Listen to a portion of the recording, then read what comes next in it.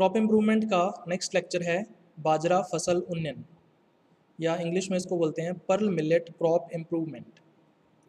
सबसे पहले इसके इंट्रोडक्शन या परिचय की बात करें तो इसका सामान्य नाम या कॉमन नेम क्या है अभी, बाजरा, या इसको इंग्लिश में क्या बोल देते हैं, पर्ल मिलेट। ठीक है। बॉटनिकल नेम आपसे पूछा जा सकता है, वनस्पतिक नाम इसका, तो इसका नाम क्या हो जाएगा, पेनिसिटम ग्लॉकम। ठीक है। पेनिसिटम इसका वंश है या जीनस है, और ग्लॉकम जो है वो इसकी स्पीसीज या जाति है। ठीक है। इसकी फैमिली या कुल के बारे में पूछा जा सकता है, तो इसकी फैमिली भी कौन सी होगी, ग्रेमिनी या पोएसी फैमिली जो है इसकी है।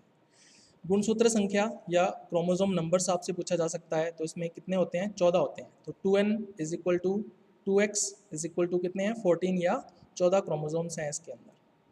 उत्पत्ति केंद्र या सेंटर ऑफ रीजन आपसे पूछा जा सकता है, तो इसकी उत्पत्ति कहाँ पे हुई है, अभी अफ्रीका के अंदर हुई है, अफ्रीका महाद्वीप में या अफ्रीका कंटिनेंट में हुई है। और अफ्रीका के अंदर एक विशेष क्षेत्र है जिसको क्या बोला जाता है, सहेल क्षेत्र, या इसको इंग्लिश में क्या बोलते हैं, सहेल जोन। ठीक है। तो अफ्रीका के सहेल क्षेत्र के अंदर बाजरा की उत्पत्ति हुई है।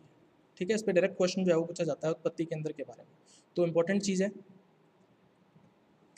उसके बाद जातियों की बात करते हैं, तो बाजरा के अंदर 5 जातियों के नाम आपको ध्यान में रखने हैं। जैसे सबसे पहले हम लोग बात करें पेनिसिटम टाइफॉइडीज। पेनिसिटम टाइफॉइडीज क्या है, भी कृषि या कल्टीवेटेड जाति है। ठीक है, कल्टीवेटेड स्पीसीज है, इसकी कृषि करते हैं हम लोग। इसके अलावा दूसरी है पेनिसिटम ग्लॉकम। पेनिसिटम ग्लॉकम भी कैसी है, भी कृषि है या कल्टीवेटेड स्पीसीज है। ठीक है। तो ये 2 जातियाँ ऐसी हैं, 2 स्पीसीज ऐसी हैं जिनकी कृषि की जाती है या कल्टीवेशन किया जाता है।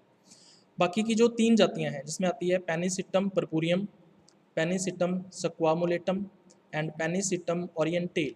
तो ये 3 जातियाँ इसकी, 3 स्पीसीज ऐसी हैं जो कैसी हैं, अभी वाइल्ड या जंगली हैं। ठीक है। तो ये 5 जातियों के नाम आपको ध्यान में रखने हैं, इनके बारे में क्वेश्चन जो है वो पूछा जा सकता है, इंपॉर्टेंट चीज़ है। उसके बाद तीसरा हम लोग करेंगे इसके अंदर फ्लोरल बायोलॉजी या पुष्पीय बायोलॉजी की। तो सबसे पहले आपको पता होना चाहिए कि जो बाजरा है उसमें पुष्पक्रम या इन्फ्लोरेसेंस कौन सा होता है। तो बाजरे के पुष्पक्रम को हम लोग क्या बोल देते हैं भाई, संयुक्त शीर्षस्थ स्पाइक। ठीक है, कंपाउंड टर्मिनल स्पाइक, और इसको हम लोग पॉपुलरली क्या बोलते हैं अभी, पैनिकल बोलते हैं। तो आपने बाजरे का पौधा देखा होगा अभी, उसके बिल्कुल शीर्ष भाग पर, ठीक है, एक स्पाइक या पैनिकल जो है वो उपस्थित होती है, और वही क्या इसका पुष्पक्रम है या इन्फ्लोरेसेंस है। ठीक है। इसकी लंबाई कितनी होती है अभी पैनिकल की, 25 से लेके 30 सेंटीमीटर तक होती है, और इसकी चौड़ाई या व्यास की बात करें या डायमीटर की बात करें तो कितनी है, 7 से लेके 9 सेंटीमीटर तक हो सकती है। ठीक है। अब इसको अपने एक डायग्राम से देखते हैं। तो बाजरे का प्लांट भी आपने देखा होगा, डायग्राम में आपको दिख रहा होगा। तो बाजरा क्या अभी मोनोकॉट प्लांट है या एक बीजपत्री पादप है। तो एक बीजपत्री जो पौधे होते हैं उनमें जो रूट सिस्टम है या मूल तंत्र है वो किस तरह का होता है, अपस्थानिक मूल तंत्र या एडवेंटिशियस रूट सिस्टम होता है। ठीक है। उसके बाद इसका तना है या स्टेम है जो कि नोड्स एंड इंटरनोड्स में डिवाइड होता है। पर्व और पर्व संधियों में ये क्या होता है, विभेदित होता है। ठीक है। और इसके ऊपर लीव्स या पर्ण उपस्थित होती हैं, और इन लीव्स के अंदर जो वेनेशन है या शिरा विन्यास है वो किस तरह का होता है, पैरेलल या समानांतर शिरा विन्यास पाया जाता है। ठीक है। क्योंकि जितने भी मोनोकॉट्स होते हैं उनकी पत्तियों के अंदर या लीव्स के अंदर पैरेलल या समानांतर शिरा विन्यास होता है। ठीक है। अब पौधे के बिल्कुल शीर्ष पर, ठीक है, एक पर्ण ऐसी होगी जिसके कक्ष से या जिसके एक्सेस से क्या डेवलप होगा, पैनिकल विकसित होगी। ठीक है। इस लीफ को क्या बोलेंगे हम लोग, ध्वज पर्ण। ठीक है। या इंग्लिश में इसको क्या बोलते हैं, फ्लैग लीफ या बूट लीफ। ठीक है। तो इसके कक्ष से जो पैनिकल है वो विकसित होगी। अब इसका जो स्टॉक है या वृंत है वो क्या कहलाता है अभी, ग्रीवा या नेक कहलाता है। ठीक है। तो ये है अभी पैनिकल, और पैनिकल की लंबाई कितनी है, 25 से 30 सेंटीमीटर है। तो इस तरह का इन्फ्लोरेसेंस या पुष्पक्रम जो है वो आप लोग देखते हो बाजरा के पौधे के अंदर। ठीक है। चलिए अब इसको अपने कंटिन्यू करते हैं। जो पैनिकल है इसकी डिटेल्ड स्ट्रक्चर अगर अपने देखें तो इसमें क्या होता है, अभी बिल्कुल सेंटर के अंदर या केंद्र के अंदर क्या होता है, रैकिस होता है। ठीक है। इसको केंद्रीय रैकिस या सेंट्रल रैकिस बोल देते हैं। और इस रैकिस पर क्या लगा रहता है, अभी फेसिकल्स लगी रहती है। ठीक है। ये एक इंपॉर्टेंट टर्म है, इस पर क्वेश्चन पूछा जा सकता है कि फेसिकल क्या चीज़ होती है। तो फेसिकल्स अगर एक से ज़्यादा हैं तो बहुत सारी हैं तो फेसिकल्स बोल देते हैं, और अगर सिंगल है तो क्या बोलेंगे, फेसिकल। अब ये फेसिकल क्या चीज़ होती है, अभी फेसिकल होता है स्पाइकिकाओं का समूह। ठीक है। जो स्पाइकलेट्स हैं उनके ग्रुप को हम लोग क्या बोल देते हैं, फेसिकल बोल देते हैं। ठीक है। तो कई ग्रुप जो हैं या कई फेसिकल्स जो हैं वो सेंट्रल रेकिस के ऊपर या केंद्रीय रेकिस के ऊपर लगी रहती हैं। ठीक है, तो आप लोग देख सकते हो एक स्टॉक के द्वारा या वृंत के द्वारा जो फेसिकल्स हैं वो केंद्र रेकिस के साथ या सेंट्रल रेकिस के साथ लगी हुई रहेंगी। ठीक है, तो ये हैं अभी फेसिकल्स।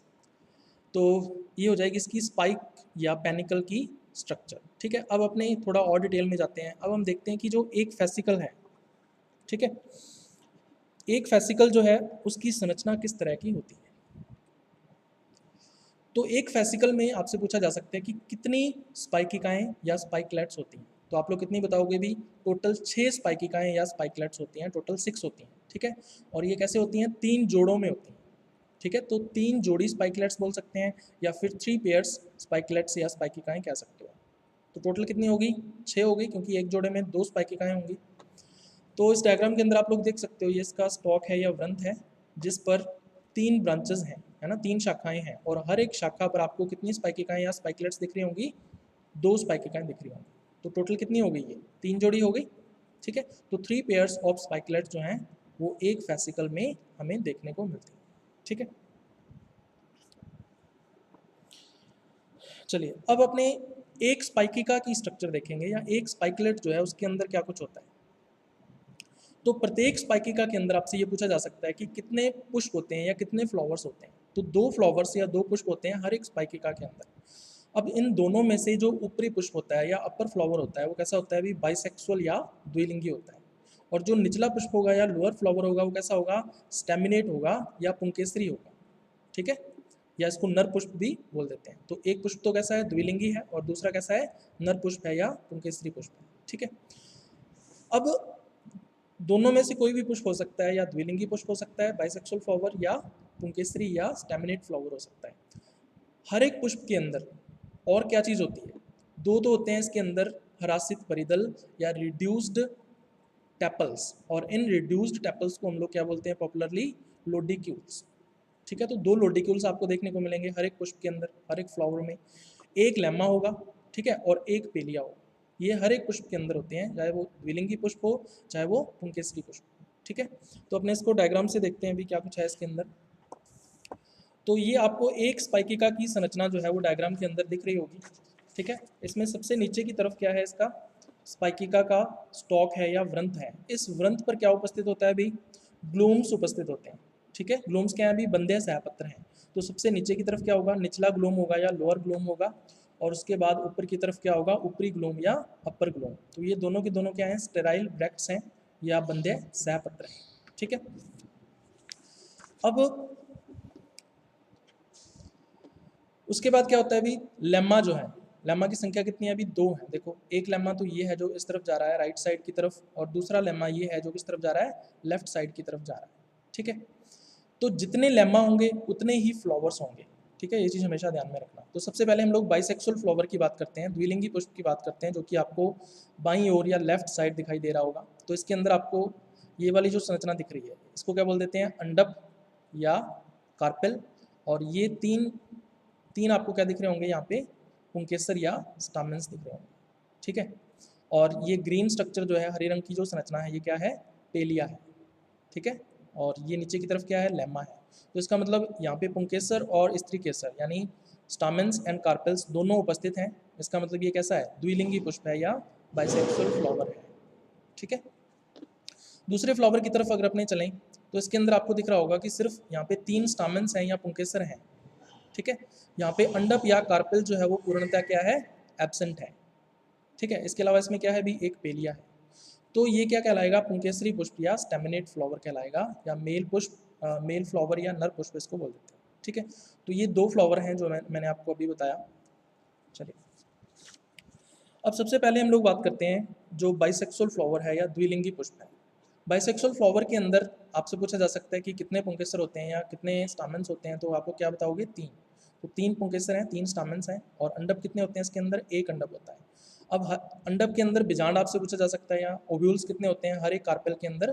तो 1 बीजांड या 1 ओव्यूल जो है वो उपस्थित होता है। ठीक है, तो इस डायग्राम के अंदर आप लोग देख सकते हो अपर फ्लावर या ऊपरी पुष्प जो है, इसमें आपको दिख रहा होगा लेफ्ट साइड की ओर लेम्मा है। ठीक है, उसके बाद फिर राइट साइड की ओर आपको क्या दिख रहा होगा? यहाँ पे पेलिया दिख रहा होगा। ठीक है। उसके बाद फिर 2 लोडिक्यूल्स दिख रहे होंगे, ठीक है, ये कर्व्ड स्ट्रक्चर्स हैं या मुड़ी हुई संरचनाएं हैं, लोडिक्यूल्स। इसके अलावा बिल्कुल सेंटर में आपको दिख रहा होगा अंडप या कार्पेल। अब कार्पेल जो है या अंडप जो है, इसकी जो वर्तिकाग्र होती है या स्टिग्मा होती है वो कैसी होती है, द्विशाखित होती है या बाइफिड होती है, ठीक है। और ये पंखनुमा दिखाई देती है या फीदर लाइक दिखाई देती है, ठीक है। तो फीदरी स्टिग्मा या पंखनुमा वर्तिकाग्र जो है, जो कि द्विशाखित होती है, बाइफिड होती है, वो इसके अंदर पाई जाती है, ठीक है। तो एक कार्पल होगा यहाँ पे। स्टामेंस कितने दिख रहे हैं आपको, टोटल 3 स्टामेंस हैं या 3 पुंकेसर हैं। तो एक पुंकेसर तो ये रहा, फिर दूसरा ये और तीसरा ये, तो टोटल 3 पुंकेसर या स्टामेन जो हैं वो द्विलिंगी पुष्प के अंदर होते हैं। तो ये है अभी बाइसेक्सुअल फ्लावर या द्विलिंगी पुष्प। उसके बाद हम लोग बात करते हैं स्टेमिनेट फ्लावर की या पुंकेसरी पुष्प की। तो पुंकेसरी पुष्प के अंदर कितने होते हैं, अभी 3 पुंकेसर होते हैं या 3 स्टामेंस होते हैं। तो नीचे से हम लोग स्टार्ट करते हैं। तो ये निचला पुष्प या लोअर फ्लावर की स्ट्रक्चर है। तो इसमें लेफ्ट साइड की तरफ आपको दिख रहा होगा लेमा, ठीक है, जो कि क्या है, एक सहपत्र है। और राइट साइड में आपको क्या दिख रहा होगा, पेलिया दिख रहा होगा। उसके बाद क्या होता है, इसके अंदर लोडिक्यूल्स होते हैं, कर्व्ड स्ट्रक्चर्स हैं, 2 लोडिक्यूल्स दिख रहे होंगे। और इसके अलावा 3 पुंकेसर हैं इसके अंदर, 3 स्टामेंस हैं, 1, 2 और 3। इसके अंदर कार्पेल या अंडप का पूर्णतया अभाव है। तो यहाँ पे कार्पेल नहीं है, एब्सेंट है, इसलिए ये क्या है, पुंकेसरी पुष्प है या नर पुष्प है, ठीक है। तो ये है अभी स्टेमिनेट फ्लावर या पुंकेसरी पुष्प, ठीक है। चलिए अब इसको अपने डायग्राम से फ्लोरल डायग्राम या पुष्पीय चित्र से समझते हैं। तो इसका पुष्प चित्र या फ्लोरल डायग्राम अपने बनाए तो सबसे ऊपर की तरफ आपको ये दिख रहा होगा मात्र अक्ष या मदर एक्सिस। तो मात्र अक्ष क्या होता है अभी, ऐसा अक्ष या एक्सिस जिस पर फ्लावर लगा रहता है, जिस पर पुष्प या हम कह सकते हैं स्पाइकिका लगी रहती है, क्या कहलाता है अभी, मदर एक्सिस या मात्र अक्ष कहलाता है। तो ये कोई टहनी हो सकती है ना। अब यहाँ पे देखो ध्यान से। उसके बाद फिर जो दोनों के दोनों पुष्प हैं, दोनों के दोनों फ्लावर हैं, ये हो जाएगा बाइसेक्सुअल फ्लावर या द्विलिंगी पुष्प। और नीचे वाला क्या हो जाएगा, पुंकेसरी पुष्प या नर पुष्प। ये दोनों फ्लावर्स ग्लूम्स के अंदर बंद रहते हैं। तो ये हो जाएगा सबसे ऊपर की तरफ अपर ग्लूम, है ना, या ऊपरी ग्लूम। और सबसे नीचे की तरफ क्या हो जाएगा, लोअर ग्लूम या निचला ग्लूम हो जाएगा, ठीक है। दोनों फ्लावर्स इनके बीच में ही उपस्थित हैं। तो सबसे पहले हम लोग बात करते हैं बाइसेक्सुअल फ्लावर या द्विलिंगी पुष्प की। तो द्विलिंगी पुष्प में क्या, अभी एक लेमा है, दिख रहा होगा आपको, और फिर नीचे की तरफ क्या है, इसमें एक पेलिया है। तो लेमा और पेलिया के अंदर कौन कौन सी संरचनाएं उपस्थित होती हैं, तो मैंने आपको बताया था 3 तो पुंकेसर होते हैं या स्टामेंस होते हैं इसके अंदर, और एक जो है वो अंडप होता है बिल्कुल सेंटर के अंदर। और लोडिक्यूल्स होते हैं कितने, 2। तो एक लोडिक्यूल ये रहा और दूसरा ये, ठीक है। उसके बाद दूसरा नीचे की तरफ हम लोग स्टेमिनेट फ्लावर या पुंकेसरी पुष्प की बात करें तो इसके अंदर ऊपर की तरफ क्या अभी पेलिया है और नीचे की तरफ इसमें आपको लेमा दिख रहा होगा। तो लेमा और पेलिया के बीच में कौन कौन सी स्ट्रक्चर्स होती हैं, तो इसमें 2 तो लोडिक्यूल्स होते हैं। तो एक लोडिक्यूल ये है, दूसरा ये है। और 3 स्टामेंस या पुंकेसर होते हैं। तो 1, 2 और 3, तो 3 स्टामेंस हैं इसके अंदर। तो ये है अभी फ्लोरल डायग्राम या पुष्प चित्र बाजरा का, ठीक है, बाजरा की स्पाइकिका का कह सकते हैं या स्पाइकलेट ऑफ पर्ल मिलेट का। चलिए अब अपने बात करते हैं परागण या पॉलिनेशन की। तो अगर अपने देखें तो बाजरा जो है या पर्ल मिलेट जो है ये प्राकृतिक रूप से परपरागित फसल है। नेचुरली क्या है, ये क्रॉस पॉलिनेटेड क्रॉप है। और इसमें जो पॉलिनेशन है या परागण है वो किसके द्वारा होता है, वायु के द्वारा होता है, ठीक है। तो वायु परागण होता है, या इसको हम लोग साइंटिफिकली क्या बोल देते हैं, एनिमोफिली, ठीक है। तो बाजरा में एनिमोफिली या वायु परागण देखने को मिलता है। अब बाजरा में द्विलिंगी पुष्प या बाइसेक्सुअल फ्लावर्स उपस्थित होते हैं, ठीक है। तो फिर बाजरा में स्वपरागण होना चाहिए या सेल्फ पॉलिनेशन होना चाहिए, लेकिन यहाँ पे क्या हो रहा है, पर परागण या क्रॉस पॉलिनेशन हो रहा है। इसका कारण क्या है अभी, स्त्री पूर्वता, ठीक है, या इसको क्या बोलते हैं इंग्लिश के अंदर, प्रोटोगाइनी, ठीक है। तो स्त्री पूर्वता या प्रोटोगाइनी क्या होती है, जो वर्तिकाग्र है वो पहले मैच्योर हो जाती है या परिपक्व हो जाती है, और जो पुंकेसर हैं या स्टामेंस हैं वो बाद में मैच्योर होते हैं या परिपक्व होते हैं, ठीक है। तो इस तरह की जो कंडीशन है वो क्या कहलाती है, स्त्री पूर्वता कहलाती है, ठीक है। तो स्त्री पूर्वता या प्रोटोगाइनी की वजह से ही बाजरा के अंदर या पर्ल मिलेट में क्रॉस पॉलिनेशन ज़्यादा होता है ना, पर परागण ज़्यादा होता है। और जो सेल्फ पॉलिनेशन है या स्वपरागण है वो कम होता है। तो पर परागण या क्रॉस पॉलिनेशन कितना होगा इसके अंदर, 80% तक होता है। और स्वपरागण या सेल्फ पॉलिनेशन कितना होगा अभी, 20% तक होगा, ठीक है। तो ये इंपॉर्टेंट चीज़ है, ये ध्यान में रखनी है। चलिए अब एक चीज़ मैं आपको और बताऊं, जो फ्लावरिंग है या पुष्पन की प्रक्रिया है, ठीक है, वो कहाँ से स्टार्ट होगी। तो मैं आपको पेनिकल पर लेके चलता हूँ। ये हमारी पेनिकल है ना। तो पेनिकल में जो फ्लावरिंग है या पुष्पन है, ये शीर्ष से यानी टिप से, है ना, ये वाला जो शीर्ष है, इससे 1/3 भाग नीचे की तरफ चले जाएं हम लोग, लगभग यहाँ से, ठीक है, यहाँ से फ्लावरिंग स्टार्ट होगी। यानी कि सबसे पहले जो पुष्प खिलेंगे या फ्लावर्स ओपन होंगे वो कहाँ पे होंगे, इस एरिया में होंगे, ठीक है। फिर धीरे धीरे ऊपर की ओर पुष्प खुलते जाएंगे और यहाँ से धीरे धीरे नीचे की ओर पुष्प जो है वो खुलते जाएंगे, ठीक है। तो इस तरह से इसमें फ्लावरिंग या जो पुष्पन की प्रक्रिया है वो कंप्लीट हो जाती है, ठीक है। चलिए,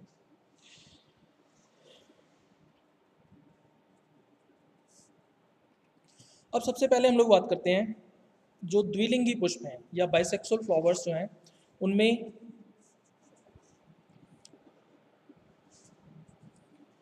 जो वर्तिकाग्र है या स्टिग्मा है वो पहले निकलती है, ठीक है। द्विलिंगी पुष्पों के अंदर या बाइसेक्सुअल फ्लावर्स के अंदर जो वर्तिकाग्र है वो पहले निकलती है या स्टिग्मा जो है वो पहले ही बाहर आ जाती है, ठीक है।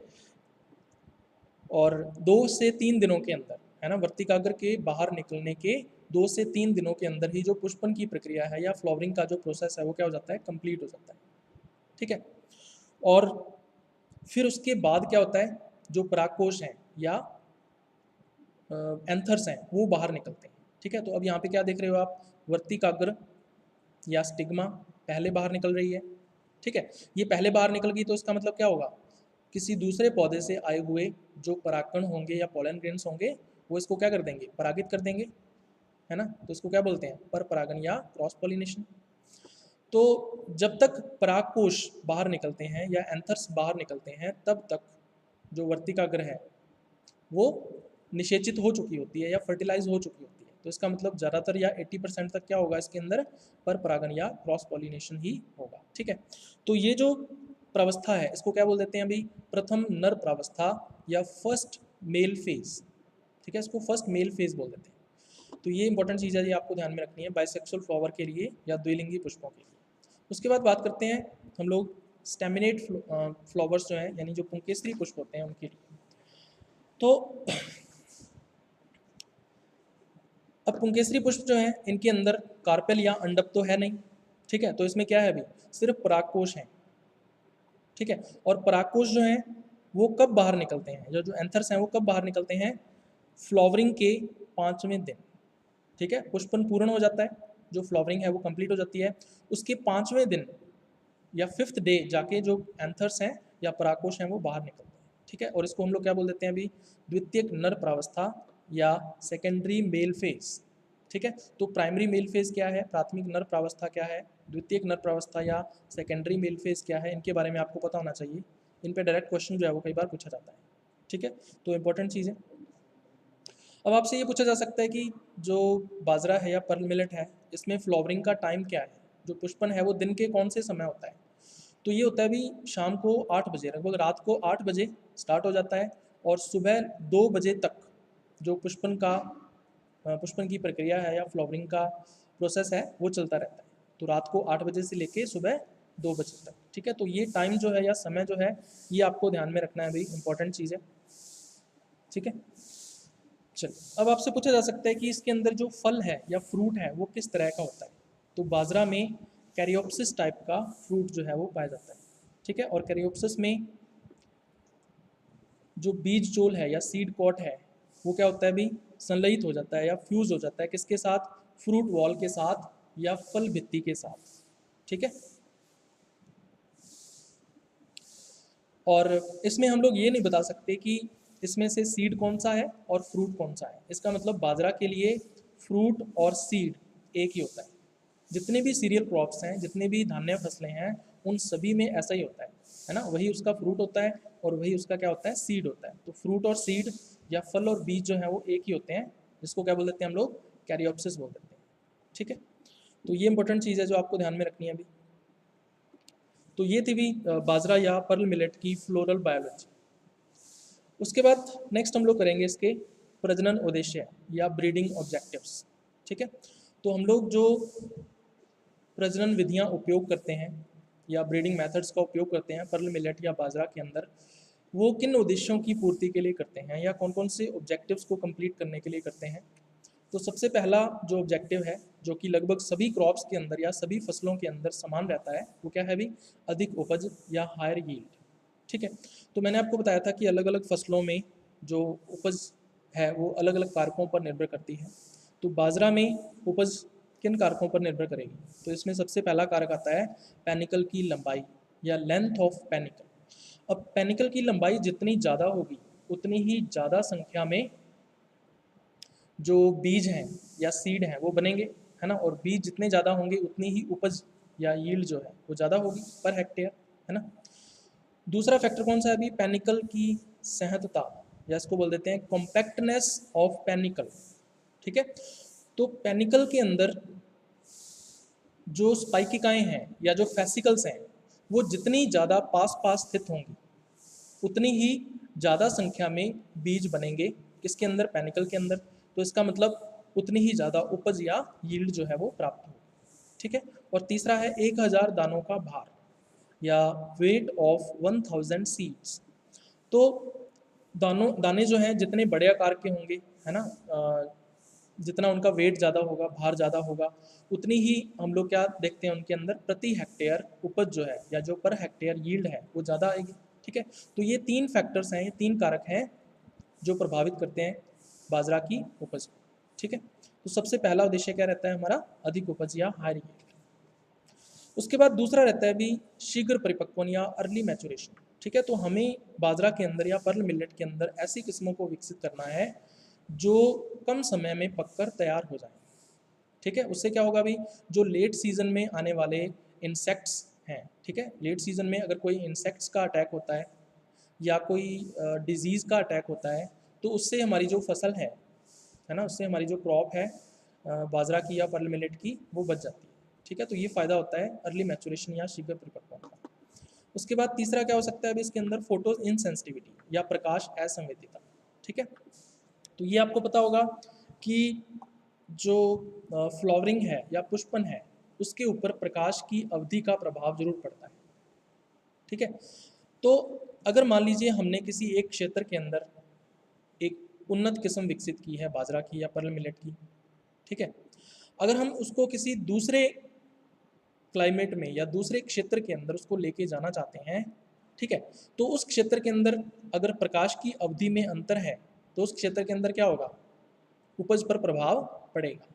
लेकिन अगर ये जो किस्म हमने विकसित की है अगर ये प्रकाश असंवेदी हो, फोटो इनसेंसिटिव हो, अर्थात प्रकाश की अवधि का इस किस्म की पुष्पन के ऊपर या फ्लावरिंग के ऊपर कोई प्रभाव न पड़ता हो, तो हम लोग इस किस्म को किसी भी दूसरे क्षेत्र में उगा सकते हैं, उपज पर कोई भी प्रभाव नहीं पड़ेगा। ठीक है, तो इसलिए प्रकाश असंवेदी किस्मों का जो निर्माण है वो भी हमारा एक उद्देश्य रहता है पर्ल मिलेट या बाजरा के अंदर। ठीक है, उसके बाद नेक्स्ट आता है इसके अंदर अधिक चारा उपज, हायर फोरेज यील्ड। ठीक है, तो हम लोग बाजरा को हरे चारे के रूप में भी यूज़ कर सकते हैं, ग्रीन फूडर की तरह भी यूज़ कर सकते हैं। ठीक है, तो बाजरे में जो चारे की उपज है या पर्ल मिलेट के अंदर जो फोडर यील्ड है ना, फोरेज यील्ड जो है वो कौन कौन से फैक्टर्स पर डिपेंड करती है, तो उसकी अगर अपने बात करें तो सबसे पहला आता है पर्णमयता या लीफीनेस। अब पर्ल मिलेट या बाजरा के अंदर जितनी ज़्यादा संख्या में हरी पत्तियाँ होंगी या ग्रीन लीव्स होंगी, ठीक है, उतना ही ज़्यादा मात्रा में हमें क्या मिलेगा उससे, हरा चारा या ग्रीन फोडर जो है वो मिलेगा। ठीक है, तो सबसे पहला ये है लीफीनेस। दूसरा है भी पाचनशीलता या डाइजेस्टिबिलिटी। ठीक है, अब जो हमें हरा चारा मिल रहा है या जो ग्रीन फूडर हम लोग ले रहे हैं बाजरा से, ठीक है, ये हम किसको देंगे भी, कैटल्स को देंगे। अब कैटल्स जो हैं वो जितनी आसानी से, है ना, वो कितनी आसानी से इस फोडर को या इस हरे चारे को वो डाइजेस्ट कर पाते हैं या उसको पचा सकते हैं। ठीक है, तो ये भी एक फैक्टर रहता है या कारक रहता है जो कि प्रभावित करता है फोरेज यील्ड को या चारे की उपज को। तीसरा है भी चारे की गुणवत्ता या फोरेज की क्वालिटी। ठीक है, फोरेज के अंदर प्रोटीन कितनी मात्रा में है ना, उसके अंदर जो ऑयल कंटेंट है वो कितना है, ठीक है, कार्बोहाइड्रेट्स कितनी मात्रा में है। तो ये सारे के सारे जो फैक्टर्स हैं या कारक हैं ये किस में आते हैं, चारे की गुणवत्ता या फोरेज क्वालिटी में आते हैं। ठीक है। तो अगर हम फोरेज की क्वालिटी को बढ़ाएंगे, तो क्वालिटी को जब हम बढ़ाएंगे तो उपज के ऊपर इसका क्या पड़ेगा, ऋणात्मक प्रभाव पड़ेगा। इसका मतलब उपज कम हो जाएगी। तो ये भी एक कारक है जो चारे की उपज को प्रभावित करता है। ठीक है। तो ये है अभी चौथा उद्देश्य या fourth objective, higher forage yield या अधिक चारा उपज। ठीक है। उसके बाद पांचवा ऑब्जेक्टिव या पांचवा उद्देश्य आता है अभी रोग रोधिता या डिजीज रेजिस्टेंस। ठीक है। तो जो बाजरे की फसल है या पर्ल मिलेट की जो क्रॉप है उसके ऊपर बहुत सारे पैथोजेंस हैं या रोगजनक हैं जो अलग अलग टाइप की डिजीज़ कॉज कर सकते हैं। इन डिजीज़ की वजह से क्या होता है अभी, बाजरे की जो गुणवत्ता है ना, या जो क्वालिटी है वो डाउन चली जाती है, जो प्रति हेक्टेयर उपज है उसमें कमी आ जाती है। ठीक है। तो हमें ये जो रोग हैं या ये जो डिजीज़ेस हैं इनके अगेंस्ट हमें रेजिस्टेंट वैरायटीज़ डेवलप करनी होगी। ठीक है। तो ये हमारा एक ऑब्जेक्टिव रहता है। तो हमें पता होना चाहिए कि कौन कौन से रोग हैं जो बाजरे की फसल में होते हैं। ठीक है। ताकि हम उनके अगेंस्ट रेजिस्टेंट वैरायटीज़ या जो प्रतिरोधी किस्में हैं उनको विकसित कर सकें। तो इसके अंदर सबसे पहली आती है अभी डाउनी मिल्ड्यू। ठीक है। दूसरा है अर्गट डिजीज़, तीसरा है ग्रीनियर डिजीज़ और चौथा है अभी रस्ट डिजीज़। तो ये चार मुख्य रोग हैं या डिजीज़ हैं जो कि बाजरा की फसल में देखने को मिलते हैं।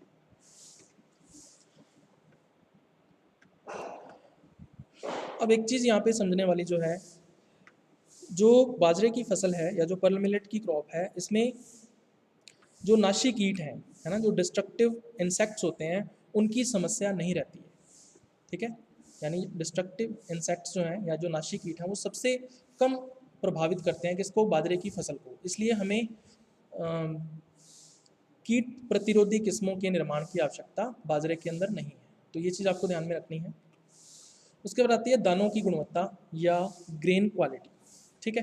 तो अब जो ग्रेन्स हैं या दाने जो हैं वो जितने बड़े आकार के होंगे, जितने चमकीले होंगे, ठीक है, और मोती जैसे होंगे, ठीक है, पर्ल लाइक, इसीलिए इसको क्या बोल देते हैं, पर्ल मिलेट, क्योंकि इसके जो ग्रेन्स हैं या दाने जो हैं वो मोती के समान दिखाई देते हैं, इसीलिए इसको पर्ल मिलेट बोल देते हैं।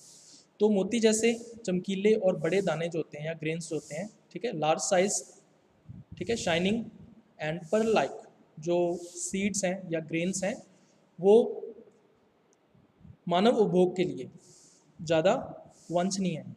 ठीक है। ह्यूमन कंजप्शन के लिए वो ज़्यादा क्या है, डिज़ायरेबल है। तो ये है अभी दानों की गुणवत्ता या ग्रेन क्वालिटी। तो हमें इन तीन फैक्टर्स को या तीन कारकों को इम्प्रूव करने की कोशिश करनी पड़ती है किसके अंदर, प्लांट ब्रीडिंग के अंदर या पादप प्रजनन के अंदर। तो ये भी एक उद्देश्य जो है वो रह सकता है अभी। चलिए उसके बाद नेक्स्ट हम लोग करेंगे इसके अंदर प्रजनन विधियाँ या ब्रीडिंग मेथड्स। तो कौन कौन सी प्रजनन विधियों का उपयोग बाजरा में हम लोग कर सकते हैं। तो सबसे पहला इसके अंदर आता है अभी इंट्रोडक्शन या पुरस्थापन। तो पुरस्थापन जो है वो हमने तीन किस्मों का किया है इसके अंदर। इंपॉर्टेंट चीज़ है जामनगर जायंट, दूसरी है बाबापुरी, तीसरी है पूसा मोती। ठीक है। इंपॉर्टेंट चीज़ है भाई, पूसा मोती पर क्वेश्चन जो है वो पूछा हुआ है आपके पिछले एग्जाम्स के अंदर। ये क्वेश्चन आया हुआ है कि पूसा मोती कौन सी फसल की किस्म है। ठीक है। पूसा मोती जो है वो कौन सी क्रॉप की वैरायटी है। ये कम्पिटिटिव एग्जाम में भी पूछते हैं और आपके मेन एग्जाम के अंदर भी आता है ये। तो इंपॉर्टेंट चीज़ है। तो इन तीन किस्मों के नाम आपको ध्यान में रखने हैं जो कि इंट्रोड्यूस की गई हैं या पुरस्थापित की गई हैं किसी दूसरी कंट्री से। उसके बाद दूसरी विधि आती है इसके अंदर समूह वरण या इसको बोल देते हैं मास सिलेक्शन। तो मास सिलेक्शन के द्वारा कई किस्में जो हैं वो बाजरा के अंदर या पर्ल मिलेट के अंदर विकसित की गई हैं। तो सबसे पहली है NO। ठीक है। NO से संबंधित तीन किस्में हैं। सबसे पहली है NO37, दूसरी है NO54 और तीसरी है NO59।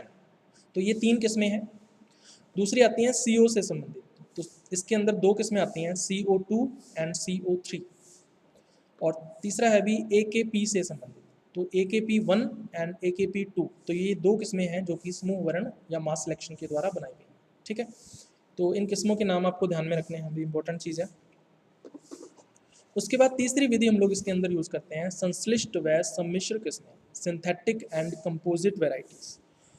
तो सबसे पहले अगर सिंथेटिक वेराइटीज़ या संश्लिष्ट किस्मों की बात करें तो इसमें एक किस्म विकसित की गई है इसके अंदर, वो है ICMS 7703। ठीक है। और कंपोजिट वैरायटी या सम्मिश्र किस्मों की बात करें तो इसमें एक किस्म का नाम आपको ध्यान में रखना है ICMV1, ठीक है। तो ये हैं भी सिंथेटिक एंड कंपोजिट वैरायटीज़ जो इसके अंदर डेवलप की। उसके बाद आता है किस्म संकरण या वैरायटी हाइब्रिडाइजेशन। तो हमने अलग अलग किस्मों के मध्य संकरण करवाया है और संकरण से हमने नई उन्नत किस्में बाजरा या पर्ल मिलेट के अंदर विकसित की है, ठीक है। तो इसमें हमने क्या किया, अभी भारतीय किस्म का है ना या इंडियन वैरायटी का हमने क्रॉस करवाया है किसके साथ, अफ्रीकी किस्मों के साथ या अफ्रीकन वैरायटीज़ के साथ। तो इन दोनों के संकरण से या हाइब्रिडाइजेशन से हमने दो किस्में विकसित की हैं, ठीक है। एक तो है अभी AF3 और दूसरी वैरायटी है S530 या 530 बोल देते हैं, ठीक है। तो ये दो किस्में हैं जो हमने किस्म संकरण या वैरायटी हाइब्रिडाइजेशन के द्वारा डेवलप की है। उसके बाद आता है दूरस्थ संकरण या डिस्टेंट हाइब्रिडाइजेशन। तो दूरस्थ संकरण में हम लोग क्या करते हैं, भी अलग अलग जातियों के मध्य क्रॉस करवाते हैं, ठीक है। तो यहाँ पे हमने क्या करना है, भी एक तरफ कृष्य बाजरा लेना है या कल्टीवेटेड पर्ल मिलेट लेना है। और कल्टीवेटेड पर्ल मिलेट का क्या मतलब है, पेनिसिटम ग्लोकम, ठीक है। इसका हमने क्रॉस करवाना है किसके साथ, वाइल्ड स्पीसीज के साथ या जंगली जातियों के साथ। तो इसमें सबसे पहले पेनिसिटम परपुरियम के साथ इसका क्रॉस करवाया गया है कृष्य बाजरे का। और इससे कौन कौन सी किस्में विकसित की गई हैं, चारे की बहुवर्षीय किस्में, है ना, ग्रीन फोडर के लिए जो पेरिनियल वैरायटीज़ हैं वो डेवलप की गई। दूसरा पेनिसिटम सक्वामेटम का क्रॉस करवाया गया है किसके साथ, कृष्य बाजरे के साथ या कल्टीवेटेड पर्ल मिलेट के साथ। और इससे बहुवर्षीय व पालारोधी किस्में जो हैं वो विकसित की गई हैं, यानी कि perennial and frost resistant varieties जो हैं वो डेवलप की गई, ठीक है। तीसरा जो दूरस्थ संकरण करवाया गया है वो करवाया गया है पेनिसिटम ओरिएंटेल का किसके साथ, कृष्य बाजरे के साथ। और इससे क्या बनाया गया है, असंगजन्य किस्में विकसित की गई हैं, यानी एपोमिक्टिक वैरायटीज़ डेवलप की गई, ठीक है। एपोमिक्सिस हमने पढ़ा था। तो एपोमिक्टिक वैरायटीज़ जो हैं वो तीसरे दूरस्थ संकरण के द्वारा या डिस्टेंट हाइब्रिडाइजेशन के द्वारा डेवलप की गई, ठीक है। उसके बाद नेक्स्ट है संकर किस्में या हाइब्रिड वैरायटीज़। तो हाइब्रिड वैरायटीज़ डेवलप करने के लिए साइटोप्लाज्मिक जेनेटिक मेल स्टेरिलिटी का उपयोग किया जाता है, ठीक है। कोशिका द्रव्यी आनुवंशिक नरबंधता का उपयोग जो है वो यहाँ पे किया जाता है, यानी यहाँ पे 3 लाइन सिस्टम का उपयोग होता है ना। 3 वंशक्रम विधि का जो उपयोग है या तंत्र का जो उपयोग है वो यहाँ पे किया जाता है, ठीक है। ए लाइन, सॉरी बी लाइन और आर लाइन, 3 लाइन्स डेवलप की जाती हैं, तो इसलिए इसको क्या बोल देते हैं, 3 लाइन सिस्टम। तो अब इसके अंदर जो फीमेल पेरेंट है या मादा जनक है वो कौन सा होता है अभी, तो इसके लिए हम लोग क्या यूज़ करते हैं, एक CMS लाइन यूज़ करते हैं, साइटोप्लाज्मिक मेल स्टेराइल लाइन, या इसको बोल देते हैं कोशिका द्रव्यी नरबंध्य वंशक्रम का उपयोग करते हैं। और इसका नाम आपको ध्यान में रखना है टिफ्ट 23A, ठीक है। टिफ्ट 23A को मादा जनक के रूप में यूज़ करते हैं या फीमेल पेरेंट के रूप में यूज़ करते हैं। तो ये इंपॉर्टेंट चीज़ है, इसके ऊपर क्वेश्चन आता है, ठीक है। टिफ्ट 23A। दूसरा नर जनक के रूप में हम लोग इसका उपयोग करते हैं मेल पेरेंट के रूप में। तो हम लोग अलग अलग मेल पेरेंट जो है वो यूज़ कर सकते हैं, ठीक है। और जो प्रोडक्ट बनेगा संकरण से या हाइब्रिडाइजेशन से वो 5 संकर किस्में हैं। तो ये कौन कौन सी संकर किस्में हैं वो हम लोग देखते हैं यहाँ पे। सबसे पहले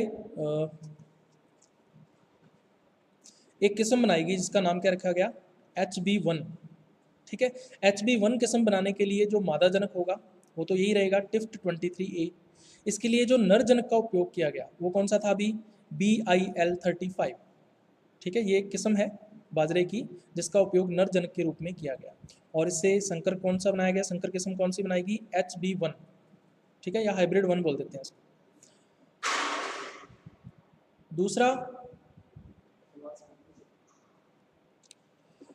दूसरा जो है दूसरी किस्म कौन सी बनाएगी, HB2 या हाइब्रिड 2 बोल देते हैं इसको।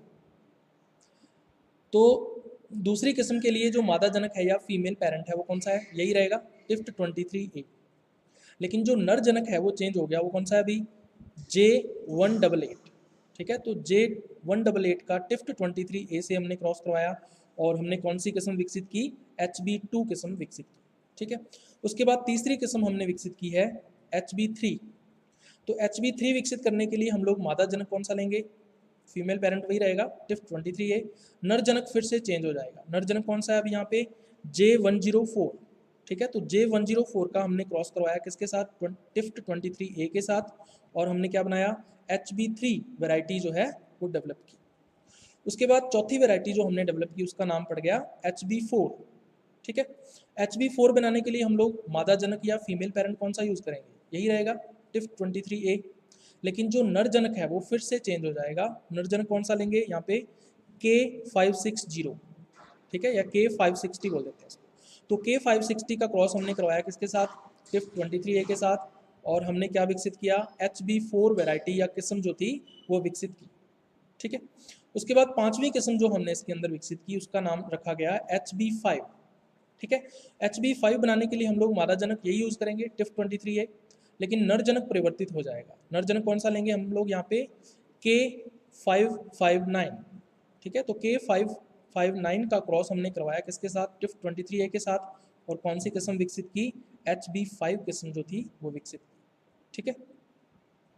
तो इस तरह से हमने 5 किस्में जो हैं वो संकर किस्में विकसित की हैं।